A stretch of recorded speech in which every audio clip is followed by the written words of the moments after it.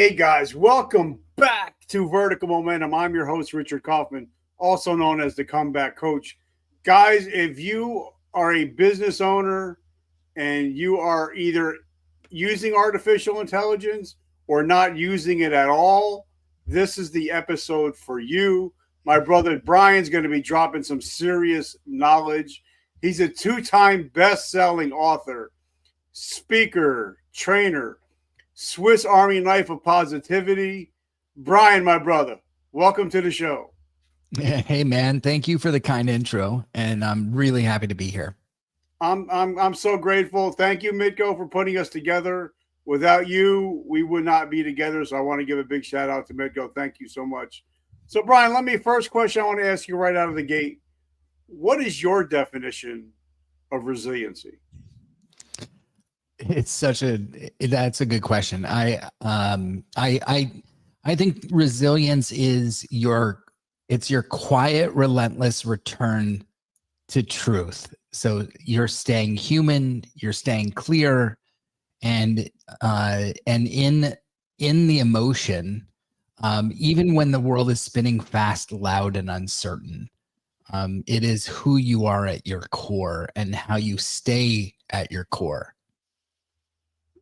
I love it. So give us a quick down and dirty about who you are, where you came from, and how'd you grow up, and how did you become such a force like you are today?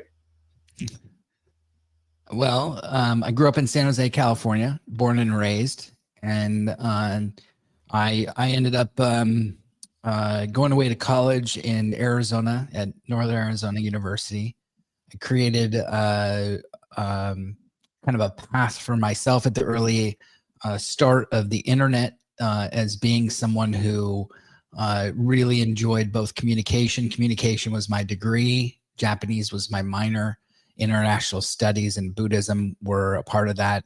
And I really enjoyed all facets of how we communicate, what we communicate, when we communicate. And I've kept that part of who I am along the entire path of my career in terms of how do we transform ourselves and others, transforming companies.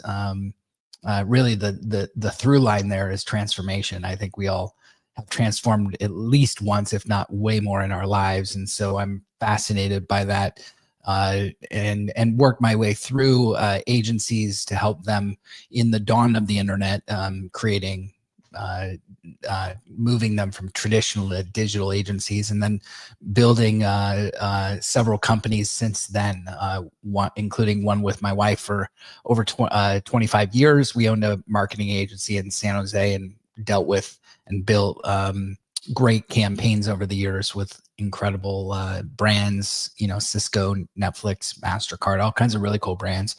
And along the way, I wrote several books and changed the way that I started to approach communication in my first book, Human to Human, which ended up kind of spawning the next episode or transformation of my own career into the second book, Shareology, and then eventually a TED Talk, and that created speaking and global speaking around the world for several years, and then that there's an even longer story after that in terms of how I arrived to where I am. But you can see the through line there is transformation. I'm somebody who believes not only in that for others, but also for myself and what is the next phase. So that brought me into what I'm doing now, long story short, which is executive coaching. And helping people to transform themselves. So that's where I'm sitting today. So you've pivoted a lot over the years, but let me ask you a question, because what is it like living in Eastern culture and then also having Western culture together? I'm sure that has to be kind of a dichotomy, because especially because my cousin did a lot of work in Japan, and he picked up a lot of the ways. So what is that like, the Eastern and the Western culture? Yeah, it's different for everybody. Not all of us can go to a Buddhist monastery and become a monk and live like monks our entire lives and become Zen and one with ourselves. I think, we're all facing some kind of conflict in our lives at certain points, or we're creating different levels of change as it happens.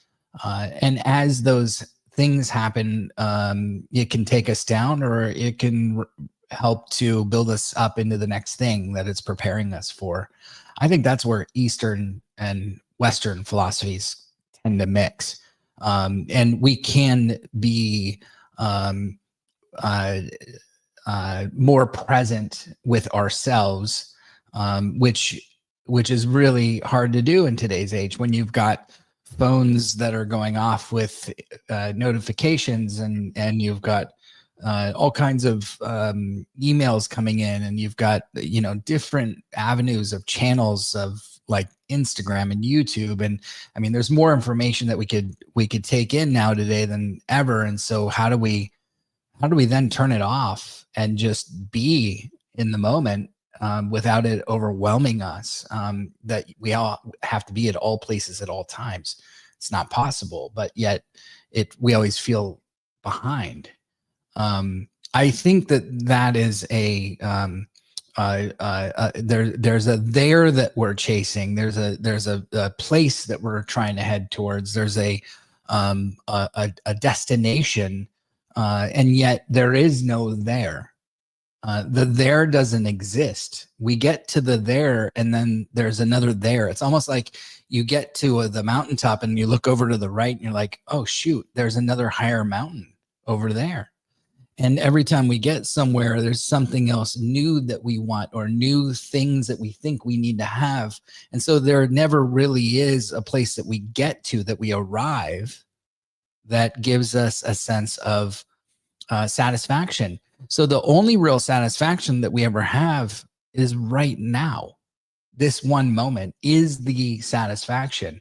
And that takes some determination and maybe a little bit of Western, Eastern philosophy of knowing that that right now is all we have. And I know this sounds very like, Buddhist, but it is that tomorrow isn't here and yesterday is done. Both don't exist. There is no existence of either. And right now is the only thing that we can put our finger on and say, we could touch this. We could do something with this moment. You and I are creating from this moment. I can't create from tomorrow. It hasn't happened yet. I can't create from yesterday. It's gone. It's not it's not physically possible. And so that's where I really think that as simple as this all sounds, that we all have just right now, it's true. We really do have this one moment. We are there right now. Yeah. And I believe that, before we came on, I got notification that I got 39 days till my next cruise comes up. I got so much going on, but my focus right now is just talking to you.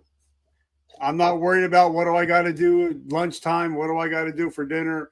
I'm just focused on the moment, because I know that in order for me to have a great 5 years from now, I have to rule the hour, rule the minute, I have to just be in the moment, do the right things in this moment. And then my future will be bright and rosy as long as I do the right thing at this moment. Right. Absolutely. If you think about the things that take you out of the now, right?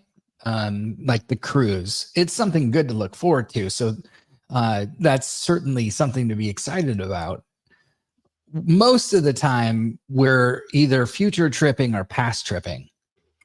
So a future trip might be, gosh, I have to take off all this time for the cruise. So what do I need to do to get ready for it? And then your head goes into a loop. Yeah. The loop being, what do I need to do to prepare? What are all the things I need to do to get my business ready or my family ready?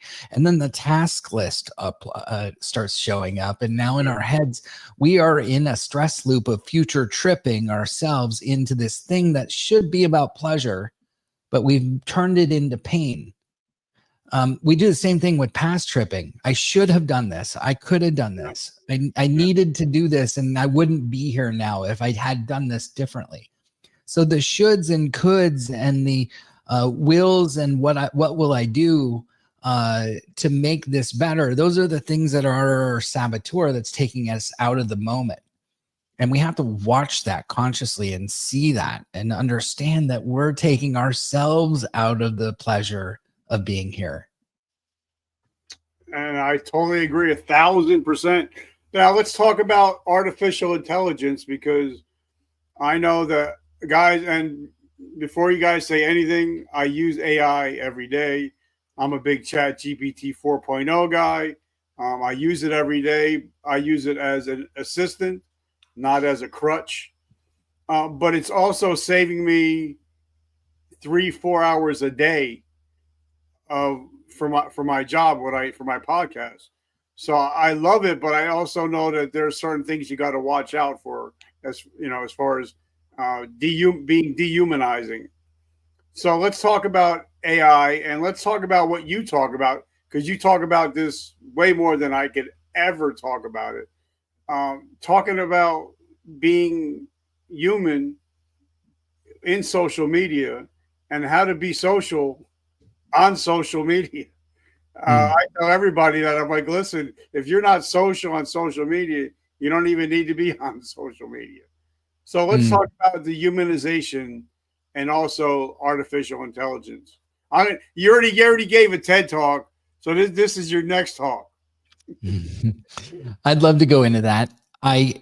Before we dive in, I would love to ask you a quick question. You said I use AI as an assistant, not as a crutch. What did you mean by that? Like I do a lot. I do a lot of studying. Like I know if I have a speech coming up, I'll use it to get bullet points, and I'll use it to learn stuff that I don't know.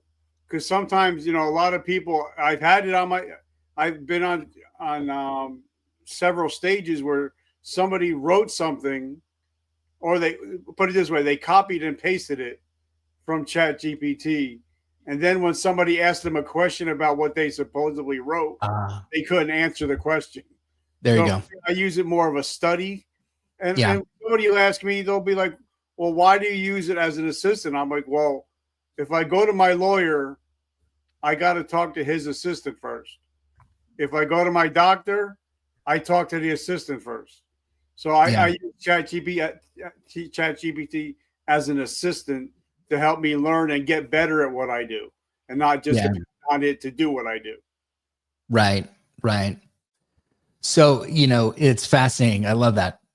The hard challenge is that that AI cannot understand your lived experience. It hasn't lived your experience. Yeah. Now, could you tell it your lived experience in pieces, in components? Yes. Is it understanding the contextual value that you could bring to someone else based upon your lived experience in the collective? If I were to add up all of the little shifts and changes in your life and those lived experiences and turn it into something that that then brings to the moment, the vulnerable moment, that you then turn that into something that makes sense to me and applicable to my situation, and creates that bridge to my understanding, to knowing how I can take that and move into the thing that's going to create change for me. Because that's what we're all trying to do. We're trying to help others or serve others in some capacity, whether it's service or support or products. We're trying to change someone's life for the better, and to help them do whatever it is that they're buying to do better. If we can use AI to help us get to the answer faster, absolutely, that's the assistant. But can it take our lived experience and help someone bridge their own knowledge faster into getting what it is that they want, or maybe don't even know that they want? No, it can't do that. And it's not going to do that for a really long time because your lived experience lives inside of you. And until we can extrapolate your entire brain and all of its memories and all of its feelings and all of its emotion and move that into something that can then be transferred into my brain and understood, it's not going to happen. So this is the difference between AI and humans. We are working together to accomplish things. We're not working against each other. And the people that learn that contextual value, that understand that lived experience is the value, that's where the power is. Oh, and the funny thing is, now I'm starting to see nothing but, a lot of just AI stuff. And there's not that human feeling. Like I was doing a show last week with a friend of mine, and we were talking about how if old school and new school came together, it would be perfect, especially for marketing.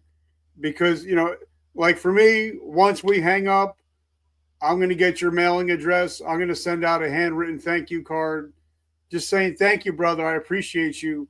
But it's building relationships, old school building relationships.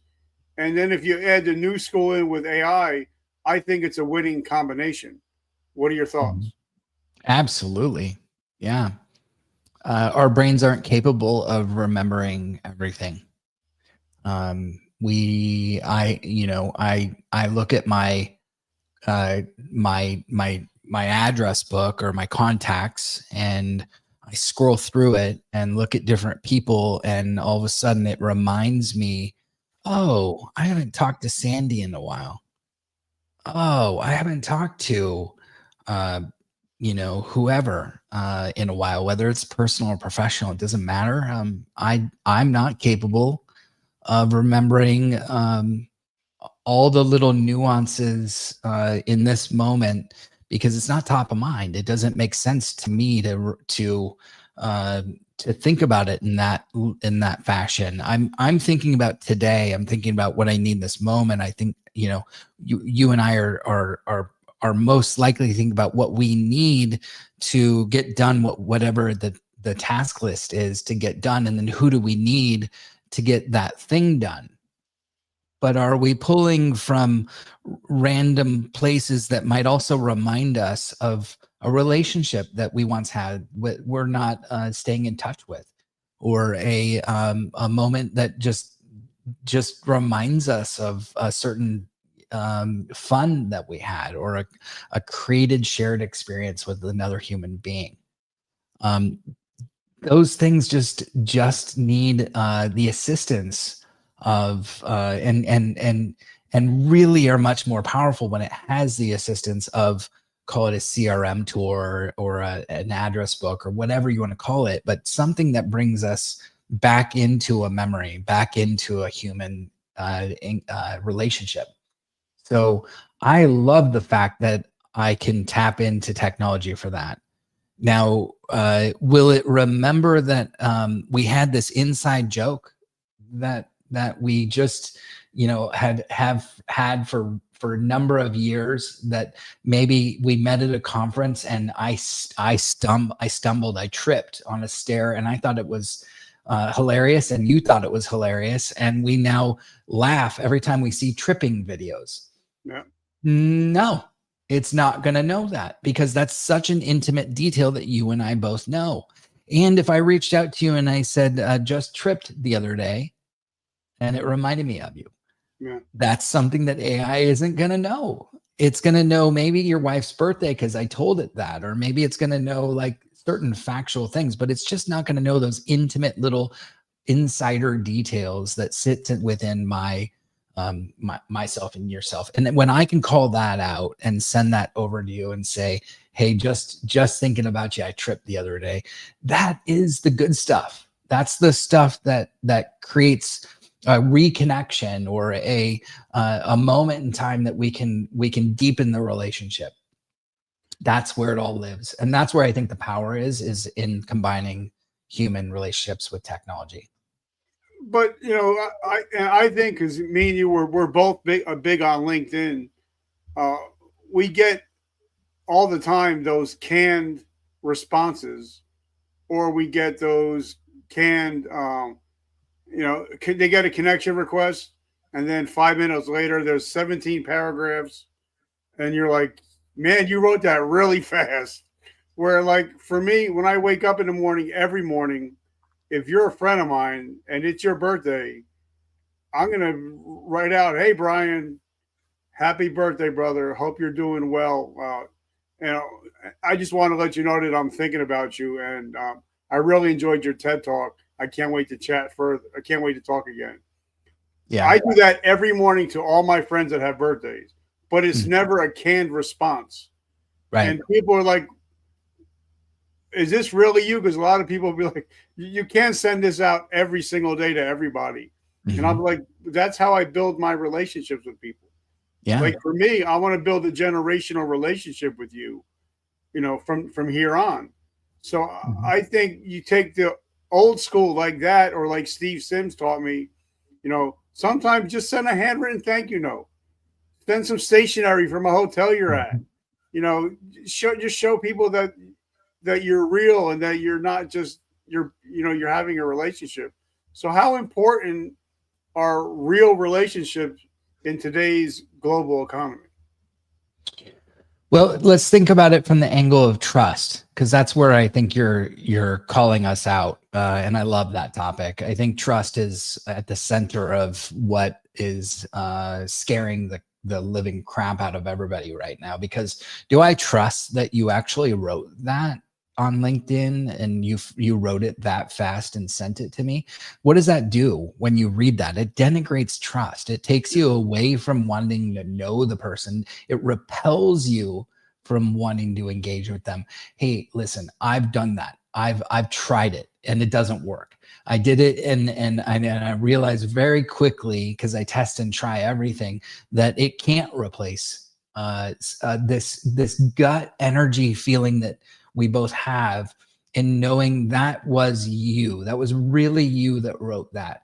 And it's just the way I know your tone, I know your style, I know your nuances, I know your punctuation, I know your capitalization, I know the way that you call things out. I know that it's not running a lot of long M dashes that AI uses. I know all these little intricate ways that makes it feel real. And the moment that you turn me off of that is the moment that I move to the next message. I don't even bother responding in that moment. Sometimes I get a little snarky, but most of the time I move on to the next message. And that's what we're going to see more and more. We're going to see this mistrust of, is that really him? Is that really the person that I'm talking to, or am I talking to a copy paster? If I'm talking to a copy paster out of some AI, or it's an auto generated, I mean, I don't know if you looked at the recent stats, but almost 50% of the entire internet now is bots. Yep, That's pretty big. yep. So now my mistrust has now gone down by 50%. 50% I don't trust the internet of engagement. That's a pretty big deal. So now what's the opportunity? The opportunity is to be more human, because if everybody's busy being less human and I stand out as being more human, I'm going to stand out even more. So that's where I think the power lies, is in being careful with how you use it. As you said correctly, I think, as an assistant, not a crutch, and then being your own voice from that point forward. And one thing that I really love about, 'cause again, I'm a 56-year-old guy and I'm trying to learn tech, so it's a struggle sometimes. But I see so many people; they're like, "Oh, I have 40 different AIs that I'm using." I'm like, "How about getting really good at one or two of them?" Like for me, I know like now that I've been using it since the day it first came out, it's getting to learn my speech patterns, the things that I like, the things that I talk about. So when I say to some, help me write this, but help me write it in my voice. Because, you know, if you, anybody knows me, if you read any of my books that I've written, they know I write on a 4th grade, 5th grade level. Because that's what the average person reads at, is 4th or 5th grade level. So if you see me using 5 or 6 syllable words, it's probably not me. So, you know, talk about that, how you have to make your chat GP, your AI sound like you, even when you are writing, if you are just writing a quick blurb or something like that. Yeah, well, okay, so it's funny that you said that. I always say that my wife uses the words from the back of the dictionary that I don't know, because I too really enjoy this like simplicity in language. I'm not a big word user either, as you can probably tell. So I think you know, you can train AI. You know, if you go into chat GPT and you start a project, there's a couple ways of doing it. You can start a project within chat GPT, and then inside of the project you can there's instructions, and you can take something that you've written before, or many things that you've written before, and give it a set of instructions. Like, here is my tone from several things that I've written, and I want you to use this moving forward. Also, I want you to take into account that I write at a, you know, I like to use simplistic language. I don't like using bigger, sophisticated words. Please also keep into account that I tend to use more pauses in my language, and I like to pontificate and be a little more philosophical. I'm into Eastern versus Western. Like, I can feed it all these different nuances about myself and then paste all those things.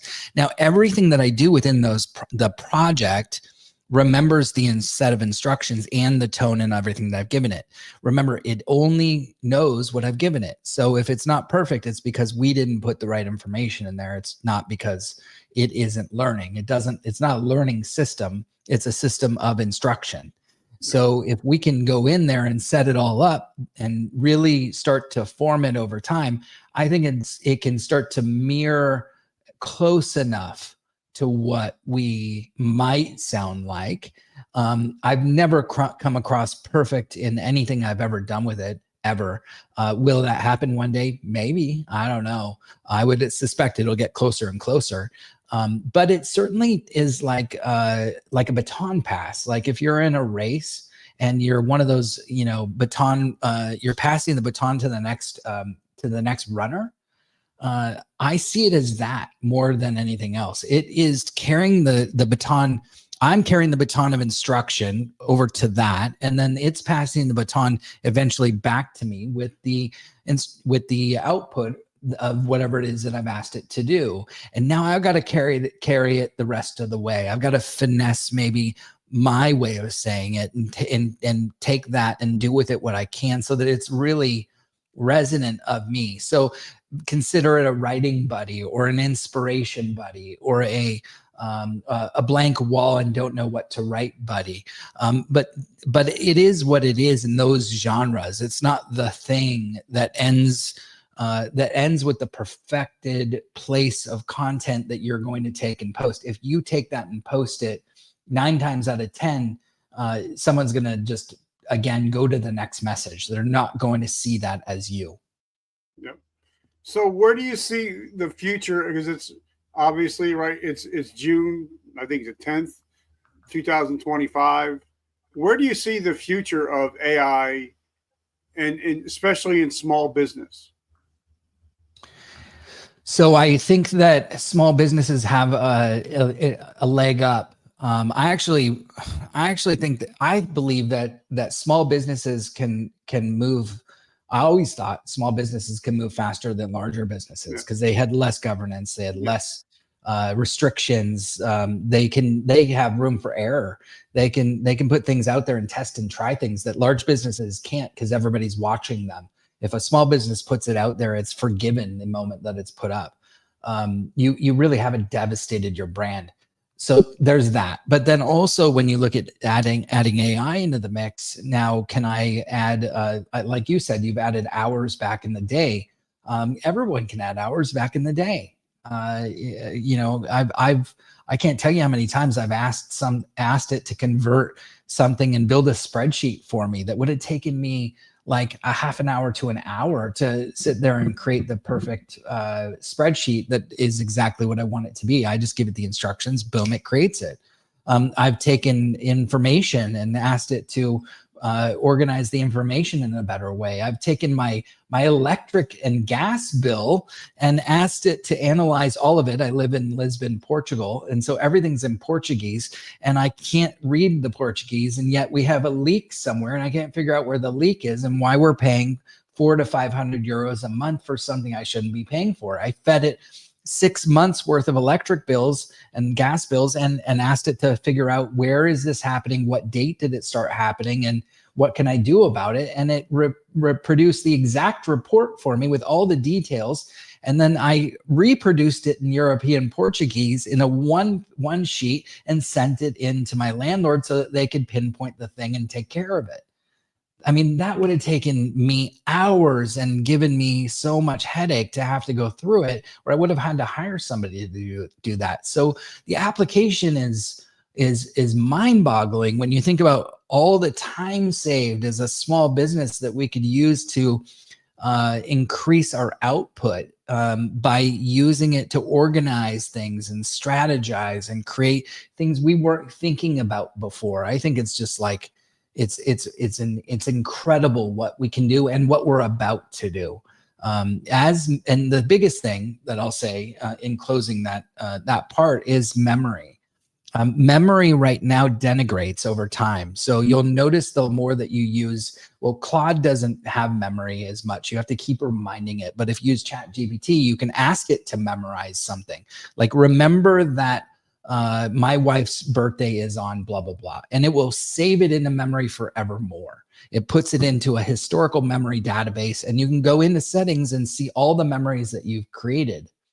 The thing is that over time, it still tends to forget that when you're asking it a question, it doesn't go back into memory and remember all those things and use it in contextual value for whatever it is that you're asking it to do. So the memory equation isn't quite there yet. Will it be? That's where I think we're going to see the incredible gains, like 6 months to a year from now, probably, where it's going to start to remember things that we never could remember even in a million years. And it's going to do that for us so that we can start to become more present and more accurate and not have to remember all the little things that as a small business, we're really required to remember in order to be successful. So that's the partnership that I think will increase over time. Does that make sense? Makes a lot of sense. And like about maybe once every 2 weeks, I'll actually ask ChatGPT, I'll say, please, can you write a biography on me about who I am and what I do? And it kind of just keeps it in the memory. And it keeps adding as things go on. It just keeps adding to the bio. So I think that helped me a lot. But I think it's kind of like a muscle. If you use it every day, it strengthens. So, but if you're using it, once a week, once every 2 weeks, it may not be as powerful as if you use it every day, right? It, like anything else, the more you put, it's input output, right? The more you put in, the more you're going to get out of it. And one thing I'll say is that you really can learn from it. I'm learning Portuguese with it. Yeah. I'm asking it to give me 10 things I could learn today based upon what you already know that I've learned. Give me 10 more things I could learn today. And then I'm practicing it with that and asking it to give me feedback based upon what I just did. And it's saying, oh, you didn't pronounce this. Remember, it has the tilde above the accent or the accent above the E. And so you need to pronounce it this way. And I'm like, beautiful. That is exactly what I needed, because I don't want to mispronounce something when I'm out on the street, right? So Those are the little nuances that I think we could use to coach it. We could feed it our content and say, pretend that you're my audience, and break down the audience and say, how would you receive this if you were my audience? And where do you see some of the ways that I could increase or improve how this sounds, and learn from and practice as a coach, almost a writing coach or whatever kind of coach you want, to learn from whatever you're feeding it. Man, I was at an event with Gary Vaynerchuk a while ago, and he asked the question. He said, how many people are actually using ChatGPT for research? 70% of the hands went up. So that 70% of the hands that were in that room are using ChatGPT almost instead of Google, because they know the first five responses on Google, they're all going to be sponsored. So a lot of people are using, ChatGPT for education. Like for me, I know I'm writing an article tomorrow on imposter syndrome, and I wanted to learn a little bit more. So I said, ChatGPT, give me all your best information on imposter syndrome. And it gave me like 1,000 pages to learn. But I'm using it for research. And I think a lot more people are going to be ChatGPTing it instead of Googling things in the future. What are your thoughts? Well, I've switched.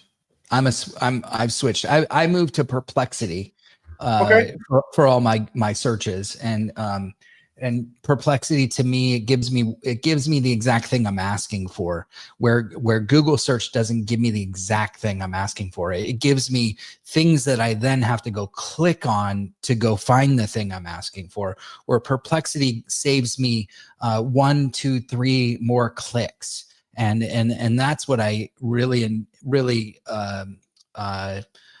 value out of what's coming out of things like Perplexity.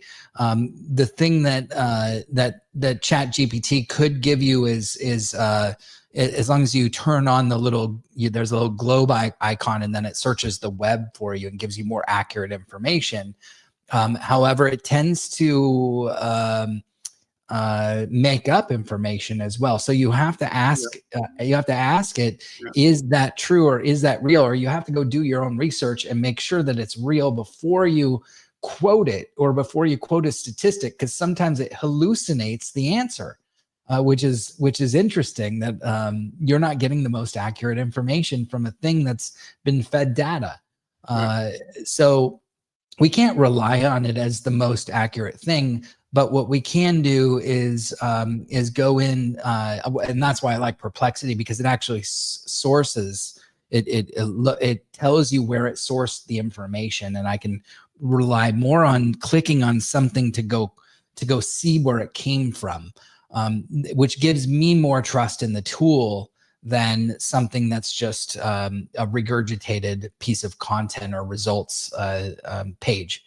So, but yeah, I think that's where we're heading. I think Google's going to have to reconform and rethink everything. I mean, it's not enough that they put a little Gemini answer at the top of a search results page to give us what we need. I'm looking for Perplexity type results, where it's full embodied. It's giving me all the context. It's quoting me all the sources, and it's not feeding me currently. It's not feeding me ads. The new way of thinking is to show up in the result of the AI. So as I'm looking for something that helps me with imposter syndrome, and then it's quoting perhaps maybe 3 to 5 of the top people who are known for books or things that have written about imposter syndrome, I'm now trusting those 3 people as the people that maybe I'm going to quote or cite. And that's the new SEO. That's the way that I think we're going to start to trust, the leaders or the speakers in those areas. Are they embedded into the information we're receiving and trusting those people to be the people we quote, versus a search result on Google and trying to find all the sources and trying to figure out where we're gonna use all those things. So that's where the new SEO, the new. I mean, I really think that this is going to change the entire industry. But I also, something you mentioned, like if I'm looking for something on ChatGPT, I'll purposely put in every time, search the internet for this answer.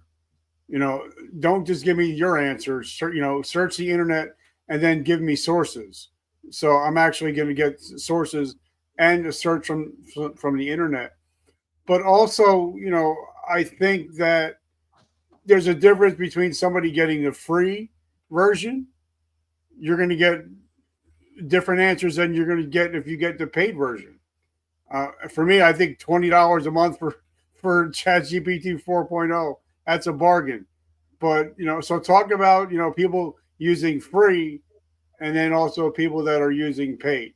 You think they're getting different answers? I don't know if you're getting different answers or not. I'm not probably the best person to ask about that. What I think I know you get is speed with and you get memory. So we were talking about before the memory aspect. Memory I don't believe that it comes with the free part. And if we want to save time, speed and memory are two of the most critical parts to not having to retype everything every single time. And not having to learn from the things we've done before. Because if I'm constantly having to re-input everything, then what's the point? I want it to know and learn from our experiences together, AI and me. I want us to learn from each other. And so that's where I think paid is more applicable for me, is in remembering and delivering things faster, so I can do less and less over time in the areas I don't like doing, and more in the areas I do like doing. All right. So this is a teaching podcast. So I actually have a question from one of my friends. He's getting out of the military. He's going to start a company, and he said, "What would be your top 3 pieces of advice if a person is going to start a company in 2025? What would be your top 3 pieces of business advice?" That's a great question. And so the first one is, don't start your business on credit cards. I know this sounds fundamental. The credit card funding of a business comes back to bite you. And most of the entrepreneurs that I have met, I really encourage them to look for ways to scale, either with funding, with a line of credit, or self-funding. But using credit cards is borrowing from debt that really weighs down on the business itself and starts to creep in on your wellness. You really are. You're starting under as a negative, a net negative, and at that point, you're starting with so much stress that it'll weigh down on the business. The next thing that I'd say is really hone in on one avatar, one person, one niche, one super area. Most companies don't do this. Most companies that I see, especially entrepreneurs, small business and medium business, they have too wide a spectrum of who they think they're going to serve. And I realize that they think they can serve the world, but they attract less people by serving more, by thinking they can serve more. The ironic thing is that if you fish in an ocean, you're not going to get as many fish as if you fish in a smaller lake. So start in the smaller lake first, and then build into the bigger lake, and then potentially you will get into the ocean. But that's not how you want to start out. It doesn't take much to gain success in a business. You can gain it with just a couple clients, and in doing that, you want to make sure that you really design, where is that lake, where is that pond even that I want to play in. That's the most important thing I think you can do. And you said 3 things, so I'll add one more thing. Last thing I would say is design how you want to be with your business up front. What I mean by that is, how do I want to be in wellness in my life? How do I want to be owned or in ownership of my business? Because very quickly it's going to demand what you think will become days and nights of working, and 7 days a week. And if I'm not working, I'm not making money, which is all wrong.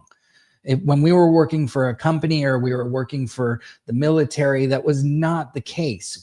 We're on when we're at work, and we're off when we're not at work. But why are we doing that to ourselves when we work for ourselves?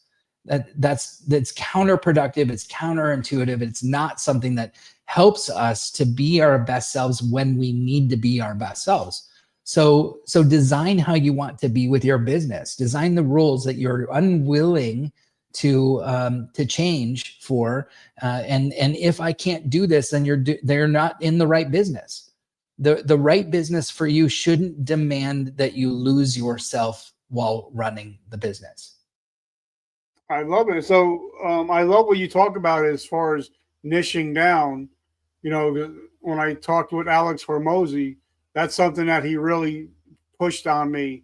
Really, you know, that the riches are in the niches, and that you have to, you know, like for me, when I wrote my book with John Lee Dumas. He told me the first 2 weeks, you know, sometimes you got to go an inch wide, but you got to go a mile deep to try to figure out who your perfect listener is and your avatar. And I think, like you just mentioned, you know, like Steve Sims, I have him on the show a couple of times. He talks about swimming in the blue ocean. You know, if you're in the red ocean, you're not going to eat much. But if you're in the blue ocean, and if you niche down right, you're going to have enough fish to where, and you're not going to have a whole lot of competition. Like you said, if you're in a lake, you're going to have a lot less competition than if you're in the Atlantic or Pacific Ocean. Mm-hmm. And the last thing I think is important is having evergreen products, because even while we're sleeping, like when we go on a cruise or when we're away, I'm still making money because the internet never closes. So I still have money coming in from books and sales and stuff like that. So how important is it for today's business owners to have evergreen products? It depends on the type of business. So there's no one answer I can give you. Every business is so different. Some of them won't make sense for evergreen products, and some of them will make perfect sense for evergreen products. It really depends. It also depends on what kind of business impact you want to make. Like for instance, when you're first starting out, is that the right time for an evergreen product? Maybe, but most likely not. Is that something that can come a little bit down the road? Yeah, I'd phase it in versus saying I'm gonna do this up front. We get so grandiose in all of our plans up front instead of just getting the 1 or 2 clients or the 3 clients that we need just to start the business. And your upfront question was, how if I had to learn 1, 2, or 3 things to start a business, then I would stay away from the evergreen product right away, and I would work towards the evergreen product eventually. And evergreen comes in a lot of different flavors. Evergreen can be something that relies on, maybe purchasing tickets to something that's coming up that you're going to do live. So it's always on, and there's always something to purchase. It doesn't mean that you have to create an e-learning product or a whatever you want to call it for the evergreen product. So there's a lot of different ways that you can look at things that makes it achievable and doable without falling into the trap of also becoming an internet marketer, because there's so many internet marketers that are really crowding the space right now. And how do you stand out from the pack of all the sea of same? There are so many different internet evergreen products out there. There's so many different avenues that we could all fall into the trap of thinking that we're going to be successful if I put an evergreen product out there. I'm not a big fan of just putting an evergreen product out there. I'm a bigger fan of creating something with others live and then turn that into the product. So as you're almost building the plane as you fly it. If I turn around and just create an evergreen product, there is zero understanding or certainty that I have that this thing is going to work. I may have just built something that just won't land for anybody. And now I just put all this time and effort into it, and it's not going to happen. It's not going to work. I've done it. I can tell you that I can say that I've done that before, and it does not work. So now what I would suggest is get your 1, 2, or 3 clients, then move to the next phase and do your live, whatever it is, or work with a group or create something or create a product in real time, and then see how that goes. Iterate along the way and turn that into your evergreen product. That's the safest, best way to do it. And you'll be earning clients along the way. You'll be making revenue upfront from day one. You don't have to wait until the evergreen product goes live to do it. I love it. So what's going on in Bryan's world? What's going on with you? What do you have coming up? And how can we get into your ecosystem? Thank you, man. This has been such a pleasure. I love your I love the real time conversation that you have with people, and how you really just ask what's on your mind, and I think that's what's on everyone's mind. So this has been such a pleasure. I would love to connect with whoever's watching. I love, as my first book says, human to human. So if there's a chance to connect, I'm in it. And you can go to either my website, bryankramer.com. So Bryan with a Y, Kramer with a K, and go there, and you can sign up for my newsletter, which is called Being Human. BE is capitalized, so Being Human. And I write one newsletter a week. It's really a letter. It's not a newsletter. It's a letter about one topic that I coach on. I coach executives and entrepreneurs, high performing executives and entrepreneurs that have basically lost the plot and want it back. Anybody that doesn't know where they are right now, and they have ambition, they want to achieve, they want to create, but they don't quite know what that is and or how to get there. And I'm really good at mapping that and helping them move forward in my executive coaching practice. I carry a lot of different types of people. So I love people, and I love working with them to help them get to where they want to go. And so that's what I would invite people to do. But you can quickly, very easily go to my website, sign up. And if you hit reply, I reply. So that's how we have human conversation. I love when people reach out and we just engage. I'm not expecting business. I just love the fact that we can actually be in relationship together. And you're also on LinkedIn. You're also on Instagram. You're also on Facebook. I'm following you everywhere. So guys, all the things. So if you're on all the things and all the places, just check out Bryan, friend request him or connect him with him on LinkedIn. His LinkedIn profile is fire, by the way. I love your LinkedIn profile. So guys, if you want to get into an ecosystem, just send him a message, say hi, and just tell him that we sent you. And I'm sure that you guys can create a relationship just by saying hi. Bryan, I just want to say thank you. Mitko, I want to say thank you so much for putting us together. Brother, this has been so much fun. I just want to say that I'm truly humbled and grateful to be able to hang out with you today. The feeling's mutual. I'm so happy that we met, and we'll carry this forward. I love it. And guys, as I end every show, every morning we wake up, we have a choice. You could be a victim or you could be a victor. If you watch this show, you're no longer victims of your past, but you're victors of your present and future. So thank you guys for always showing up. I love you guys. Remember, vertical momentum, the only way to go is up. And remember to take care of yourselves and take care of others. I love you guys. Have a great week. Bryan, my brother, have an awesome week. You too, my friend.